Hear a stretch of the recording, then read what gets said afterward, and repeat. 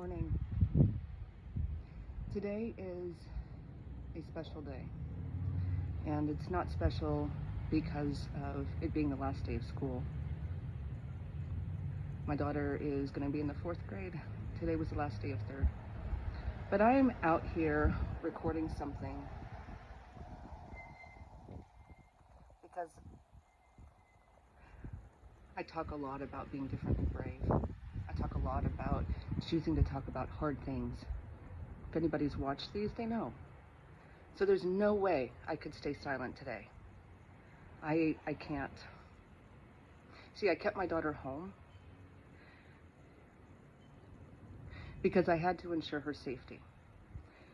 I am actively working with school administration, so this is no retaliation kind of communication at all. What this is a reminder and an invitation to other parents of daughters and sons that when I speak about the trajectory of our children and the way that they are connecting, bonding, or either excluding or including one another, the severity of it in terms of not working out, not happening, is real. It's live and in color, and it is in our faces, specifically my daughter's face. You see, here's what happened. She didn't obey a threat. She didn't back down from a threat because she took her rightful place where she belonged.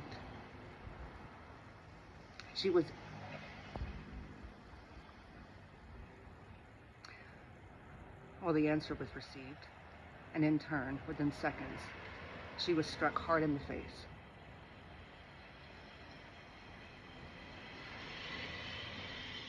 Bruising, cuts in the mouth. This is real.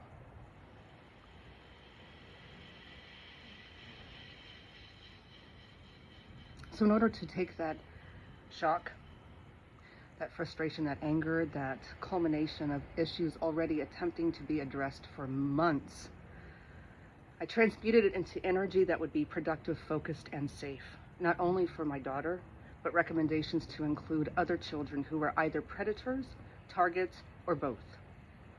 Because we know, especially those in the mental health field, hurt children without support intervention hurt other children, and that is no less true for adults.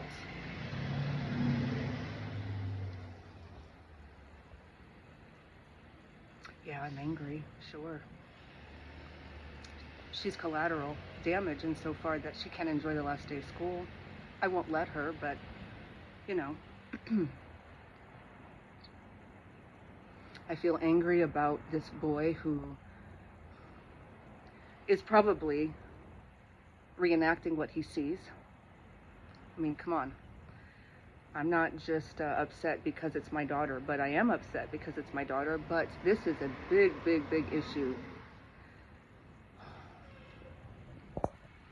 See, kids learn about how to connect, how to negotiate power, how to identify what they need and want, obviously, largely from the environment. And when children are 8 and 9 and they're problem solving with a threat of physical harm, the posturing was, are you going to start an effing problem? That was what was said to my daughter. Aggressive posturing in her face. Threatening. She stands her ground, right? She's met with physical force. This slayed me. So what you do? You gotta zoom out, all right, people? This isn't about one incident, one person, one dynamic where you move the child to one location and the other one to another one and it's resolved. That is absolutely, absolutely not enough. It pales in comparison to what is required. What is required? We're talking about curriculum that deals with empathy. It's not rocket science. It's a combination of social emotional intelligence and a capacity to learn academically, so those skill sets can be built on in order to survive and thrive. But if we don't care about each other, or we only care about a select few, well, this takes advocacy to a whole new level again and again and again and again. But hear me now. They're worth it.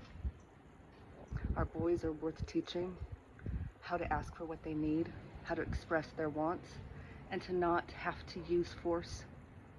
We can teach our girls how to communicate belonging and connection without manipulation and setting up other kids to do mean things while standing in the corner and watching it all unfold and kind of thinking you're sly as a fox.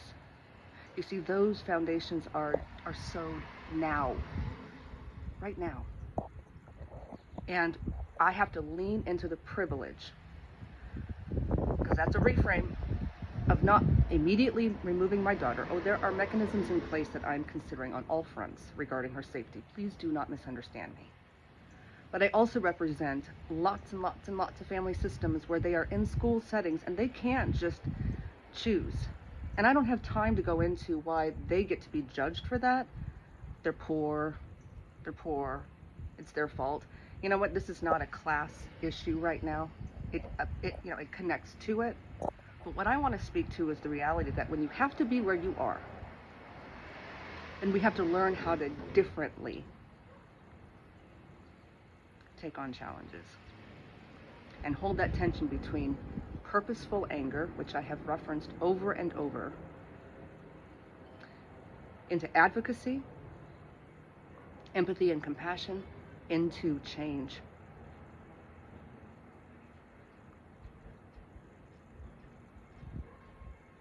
Wherever you are, wherever you can be, pay attention to your children, listen to their stories, ask them questions where they come home. Be curious about their world. Do not make assumptions because they don't say anything. Ask, listen, advocate, change.